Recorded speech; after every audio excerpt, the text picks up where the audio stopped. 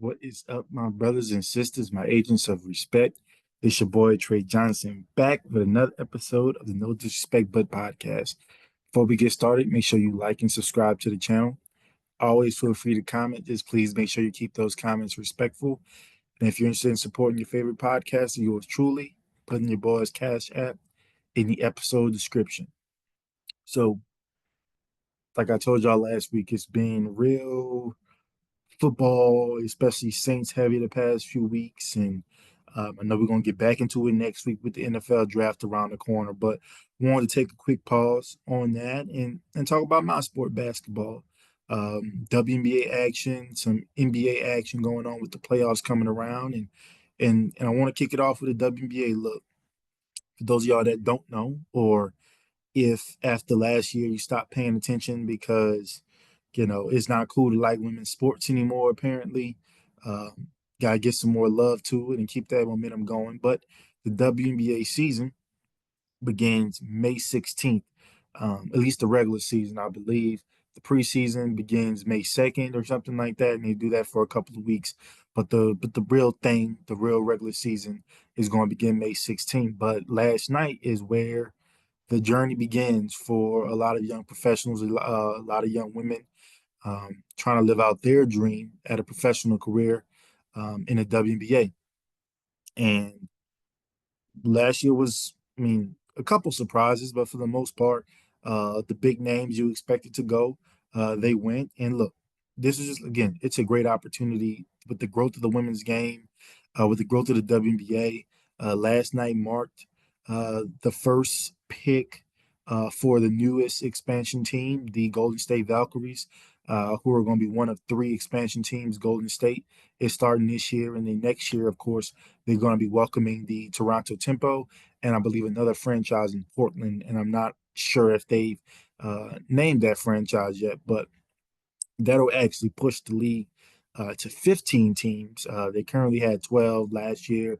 Now they have 13 with the Golden State Valkyries. And then when you add those next two teams in Portland and Toronto, they'll round them out to 15. So the league is growing.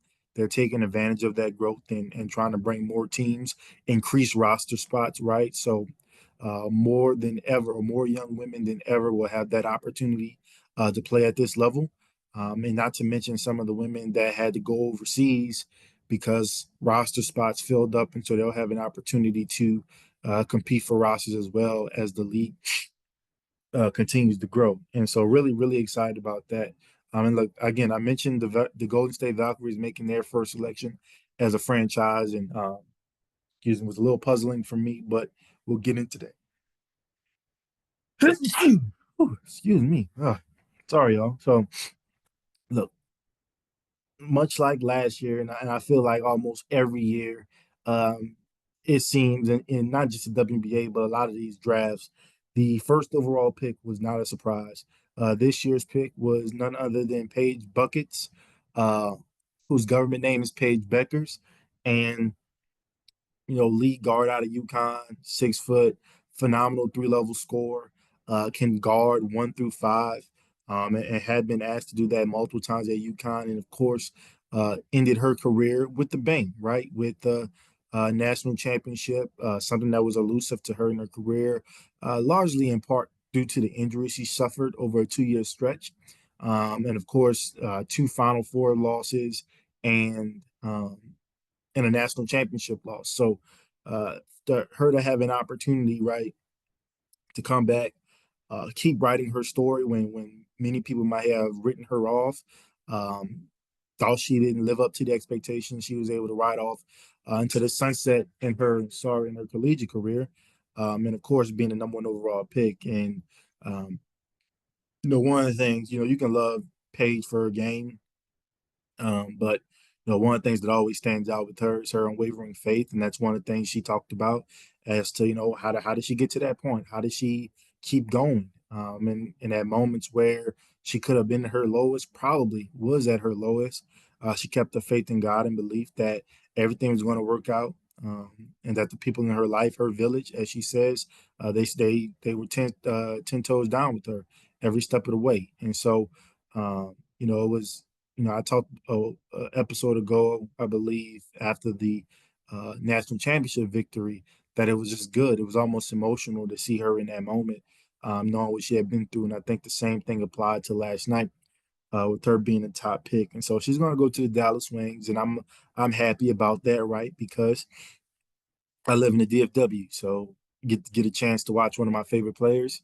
And you know, she's right there, and of course, joining one of my other favorite players in Enrique and what they'll be able to do as a guard duo. Is going to be, sky's the limit. I mean, last year was the first year, I think, in 5 years or something like that, that Dallas missed the playoffs, and so they made some changes to the coaching staff and to the front office, and they're expecting some big things. I don't believe they expect themselves to be in this position again come next year. Now they did lose some really key players, Natasha Howard, obviously, but Satu Sabali also left, and she was a really good player, a really important player for them, and we saw that because she missed majority of the season last year, and I think that played a part into how Dallas finished the season, right? So. Um, they lost some really key pieces, but I think building around Page and of course the veteran scorer that Enrique is, it's going to be a dynamic duo, and so I'm looking forward to seeing how they play off of each other and where they can lead this Dallas franchise. And most importantly, I look forward to being able to catch a few games here and there. So that'll be awesome. Some other big names like Kiki Irfin went to the Washington Mystics. Nisa Morrow went to the Connecticut Sun, who were kind of in a semi-rebuild themselves after multiple years of playoff success. And then Haley Van Lith, speaking of DFW, playing her last season at TCU. Kind of regret that I didn't get a chance to watch her play, but she is actually going to be teaming back up with Angel Reese, who's her teammate for one season at LSU. They were teammates when Haley transferred over from Louisville. They're going to be pairing up in Chicago. And if you remember, all last year we were just kind of saying, man, if Angel gets a guard, if like they figure this guard thing out, they'll be good. And I think where Haley blossomed at TCU, much like she blossomed at Louisville, as opposed to her tenure at LSU, was that she got to be more of that lead guard, handle the ball, control the offense, get folks involved, but also rely on her scoring ability. And I think Chicago needs to ask her to do that. I think she needs to take over and kind of be that starting point guard for them. Yes, they're going to want to see her get her teammates involved. You got obviously Angel Reese, but you got Cardoza too, and those are going to be two bigs that have to be fed. I think last year they just weren't given the ball enough. You didn't run the offense through them. And as good passers as Camilla and Angel both are out of the post, I think you're going to see some high low action. I think you're going to see both of them handle the ball a little bit more this year. At least I would assume they would. Um, and that could be in positions where that allows Haley to be a scorer off of their aggressiveness, right, and their ability as playmakers. So that was a really good pick. Obviously, I named some of my favorite players that I knew were going to be in this year's draft, and so seeing where they went was really cool. Like I said, Anissa Morrow going to the Sun, we were kind of a little bit of a rebuild, but excuse me, losing some key players, and I think Anissa a walking bucket, a walking double double. She just brings maybe some things that they're missing with the exit of a lot of their key players from a season ago.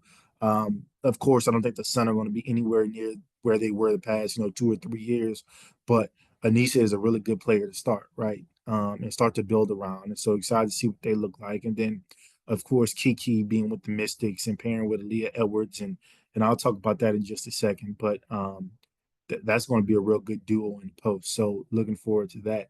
Um, Now, of course, in everything, there's some picks you like, some picks you don't like, and I kind of want to talk about some picks I like, or a pick I liked in each of the rounds, each of the 3 rounds they had.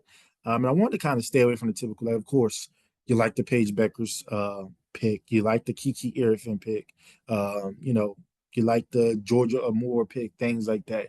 So I wanted to stay away from some of those top players that were picked, and maybe talk about some other picks that happened. And so in round one.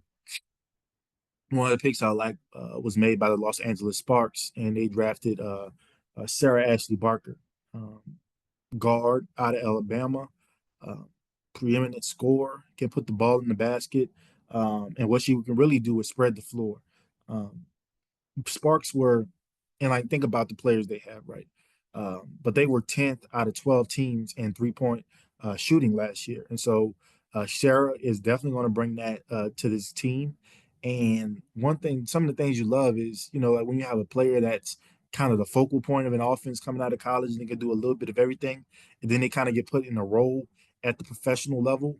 And that can not only help them because they're not getting as much attention, right, as they're accustomed to, but that can also help their teammates and be an individual that can take a load off of them. And so I think that's what Barker can bring.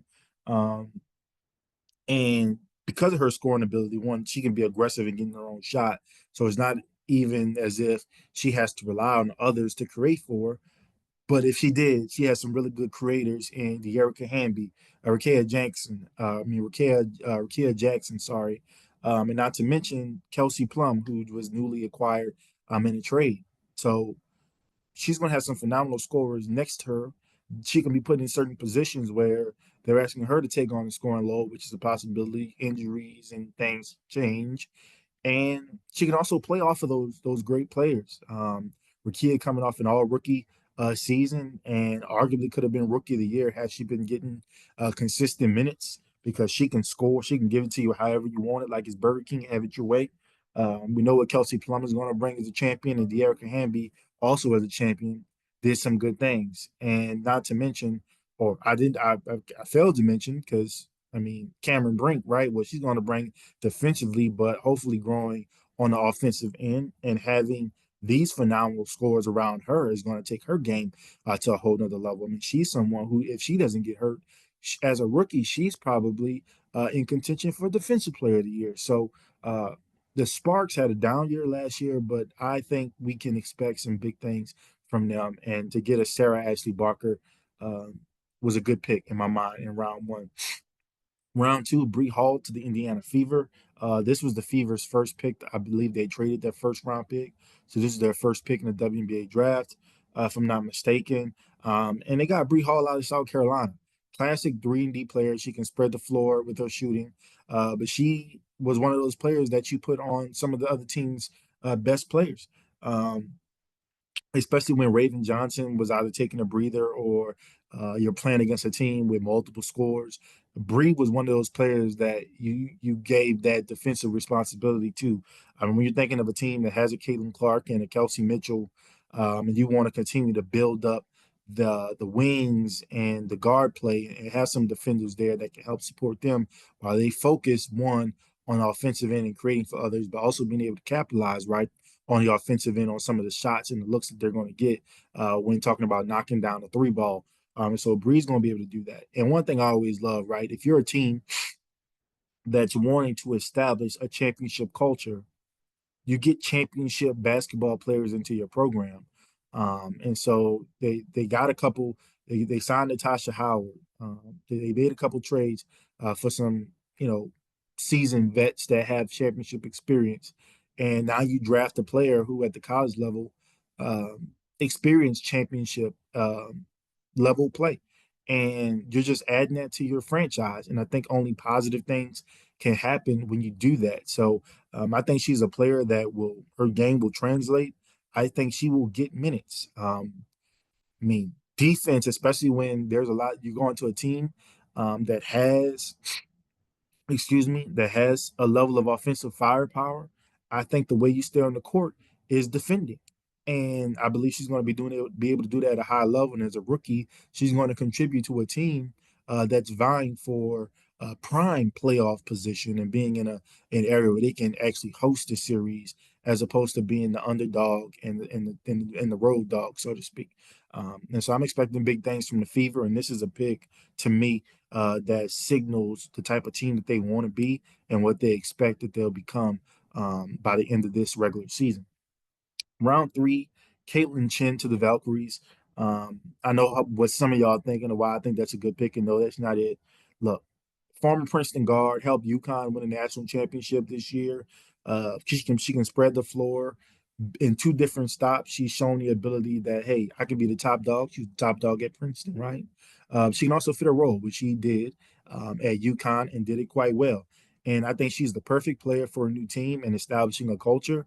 And so she's going to be a player that one, obviously a new expansion team, no rosters or get roster spots are guaranteed. I think she's somebody's going to come in and compete. I think she's going to find herself not just on the roster, but contributing, even as a third round pick. And so I'm excited to see what she can contribute at this level as well. Now, talking about the picks I like, there was one pick at least that puzzled me a little bit. That was number five, pick number five. Um, and that was the Valkyries, right? They picked Juiced. I think that's how you pronounce her first name, and I can't pronounce the last name. I'm not even going to try. I'm sorry. I tried listening on how to do it, and I just could not, excuse me, get the enunciation correctly. So I don't want to butcher it. But I think everybody, for the most part, they thought Georgia Moore might be going to that pick. They thought Anissa Morrow might be going there. And when those names weren't called, I was a little puzzled. And I even put a tweet out there. I was like, I guess the Valkyries want the top pick next year because when we're talking about building blocks, and look, part of that is my ignorance. I'm not familiar with this player's game as much as I wish I was. And for any not just WNBA, but women's basketball and basketball lovers that are familiar with Juice game, you guys let me know. For me, I felt like she was more of a developmental piece, which is fine. But when you have some star power available, and you want to put butts in seats, I thought they could have found an opportunity to get a really trailblazing player. But here's the thing: guess who's coming out next year? Hopefully, Juju. And if you can get Juju in Cali, oh, you're definitely going to sell seats and have a brand and an athlete that you can build around for years to come. And maybe that was their thought process, being at the at the fifth spot. Hey, let's just get a developmental piece, and then we'll go after the star next season. So we'll see how that works out for them. But I was a little puzzled. I think largely in part because one, the players that were on the board at this point in time, and also maybe my um, not being as familiar with Juice game. And maybe that's my ignorance, and I need to look her up a little bit more, and maybe I can understand. But for now, just thinking about the players that I did have an opportunity to watch over the past few years, I think they probably missed an opportunity to get a transformational player. But we will see. Uh, Speaking of players, I need to know a little bit more about Malonga. Was drafted by the Seattle Storm, who I know needed a guard after losing Jewel Lloyd, and they went with who Tony Parker calls the female version of Wimby. And when I hear that, obviously that piques my interest. That makes my ears perk up, my eyes rise, and my eyebrows raise up. And I'm like, well, I definitely have to watch now. I definitely have to see how this player is because, if you're going to say this is the Wimby, like we're expecting it kind of right away to see the goods, right? She has some good vets on the team, so I'm excited to see, how she goes, how she does, and how she develops, and how she makes an impact on this Seattle team going forward. But I mean, you put that name out there, I kind of want to see something, so I just need to know a little bit more. But looking forward to her career as well. Now who won draft night. I don't really like saying who lost draft night. I think because how can you really lose, I guess. But I like saying who I thought won. And a lot of that is based on the players that were chosen, where you were able to choose those players, um, and how those players may impact your roster. And for me, the Washington Mystics won a night. I mean, I think three of their top six. I think they had three of the top six picks or something like that. So understandably, they had a lot of premium picks to work with, which meant they could acquire a lot of premium talent, which they did. But um, I think it also was how each of these players, right, could impact the team that really stood out to me. And so, as we know, Alina Deladon had recently announced that she was retiring from the WNBA, had missed last season. She had been dealing with some back issues like pretty early on in her career, and it just would not let up as she started to get older. And so when you see a great like that, was a big fan of hers and still am. When you see her career having to end a little bit prematurely, that's sad. But at the same time, the Mystics, knowing that this was happening, right? They took an opportunity to get three cornerstones, as far as I'm concerned, that you compare with Aaliyah Edwards, who they drafted last year. And so their first pick, I think it was pick number three, Sonia Citron. For me, 6'1", big defensive guard, but she can put the ball in the hoop. You love that, right? Um, Again, who you were in college, sometimes you're not expected to be that in the professional league. And so if you were a really good scorer, you might be asked to be a defender. If you were a really good defender, we might ask you to add a little bit more to your scoring game. And she's a player that happens to have experience in both. And I think if she's asked to, hey, we need you to be our guard that takes on the number one defensive assignment and make open threes, that can be your game right now. Or if he says, hey, we need you to be somebody that we can run some offense through, I think you can do that with her as well. She averaged 14 points a game, was 37% from three, and averaged almost two steals per game in her career. So, love what she can bring. Love whether it's whatever role they may ask of her. I think she's a good fit for the team and the direction. I mentioned a little bit about Kiki Irfin getting drafted and her pairing up with Aaliyah Edwards, and to me, she's arguably the best big in the draft. She can score inside and out, which is really good when you have two bigs who you want to be able to develop and grow together.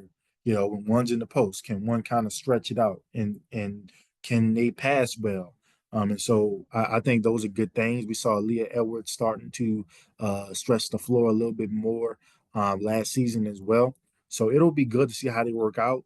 I think because both of them can step out of the paint a little bit and shoot the shot. Both have pretty good forms. I think they'll work, and I'm interested to see what they look like. You like to see both of them get better from a rim defending standpoint. I think both average less than a block, but block per game. But that's something that both of them are going to be leaning to step up in that category, especially as they play together. So looking forward to that pairing, and then of course Georgia Moore was their final pick in the first round. I mean, she's your quintessential lead guard. She can score the ball and she can get others involved. Average 16 points per game, 6 assists per game in her career. Spent 4 seasons at Virginia Tech, finished last season at Kentucky. They did my girl wrong, asking her would she prefer a step back three or a floater, knowing good and well she just recently, missed a layup that would have won the game for her team in the study tournament. And it was kind of funny. She was like, "Oh man, that's still kind of sore. It's fresh in my mind." That's when they realized. But 5'5", so not a big player at all. But that's 5'5" isn't terribly short at this level anyway. But it hasn't stopped her. She can get any shot she wants, so she can get inside and get to the paint. She's worked on her mid range, and we know she can shoot from outside. So three really important positions.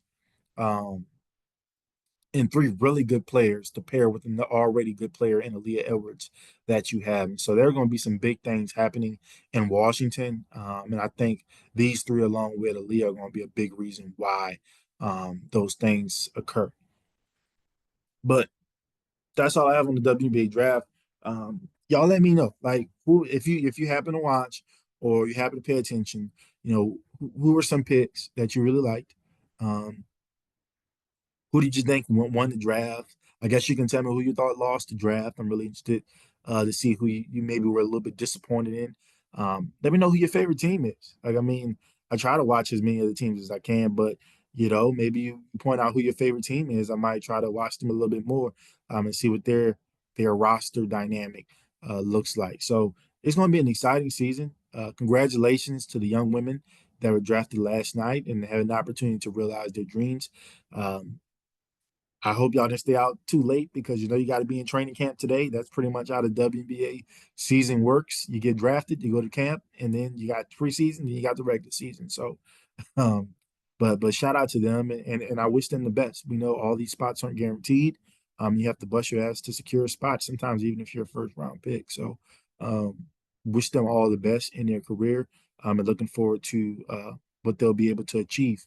Um, in their professional careers. But want to pivot a little bit, no pun intended, to the NBA. I thought about doing a full-on prediction, but I kind of want to wait until I see who the teams are in terms of we got the play-in tonight, even though the playoffs don't start until Saturday. But I want to see who wins tonight, and then I promise I'll get you guys a quick episode.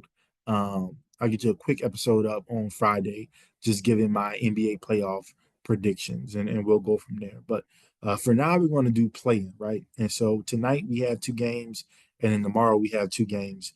Um, and so tonight we got the 7-8 matchup. It's going to be the Magic versus the Hawks, and the Warriors hosting the Grizzlies. And then tomorrow are our 9-10 matchups. We have the Bulls versus the Heat, and the Kings versus the Mavs. Now, this is pretty straightforward with me. I won't even take too much time. Um, I picked in my 7-8 matchups, I picked the Magic to beat the Hawks, and I beat Golden State to beat, or I picked Golden State to beat Memphis. So that means that those two would be the respective seventh seeds in their conference. That would put the Magic against Boston over in the Eastern Conference, and that would put the Warriors against the Rockets over in the Western Conference. And so if that ended up being the case, that means the eighth place game or the battle for the eighth seed would be the Hawks versus oh, I didn't say who I thought. Think the Heat are going to beat the Bulls, and I think the Kings are going to beat the Mavs. Sorry. And so that would put the Hawks versus um excuse me, the Hawks versus the Heat for the eighth seed, and that will put the Kings versus the Grizzlies for the eighth seed. And I actually have the Heat beating the Hawks for the eighth seed, and I have the Grizzlies beating the Kings for the eighth seed. And so, if all that transpired, my 1-8 matchups in the Western Conference, it'd be Oklahoma City versus Memphis, and Cleveland versus Miami. And then my 2 versus 7 matchups would be Houston versus Golden State and Boston versus the Orlando Magic. And I can tell you right now, spoiler alert, I'll take OKC in 6 against Memphis, and I will take Cleveland in 6 against Miami. I'll take Golden State in 6 versus Houston, and I'll take Boston in 7 against the Magic. So I already gave you a little spoiler on that. Again, Friday we'll see how things go with the play-in, and you will get a quick episode of my playoff predictions. Um, Maybe things might change, and I might believe in the New York Knicks again, like I believed in them last year. But we'll see. Right now, I'm not there yet, but we'll see. Anyways, that's it for today's show. You guys know how I end this thing. If there's anything I said that offended anyone, that's a good thing, right? It's an opportunity for me to learn, and it's an opportunity for you to teach me. All I ask is that you keep it respectful. Peace.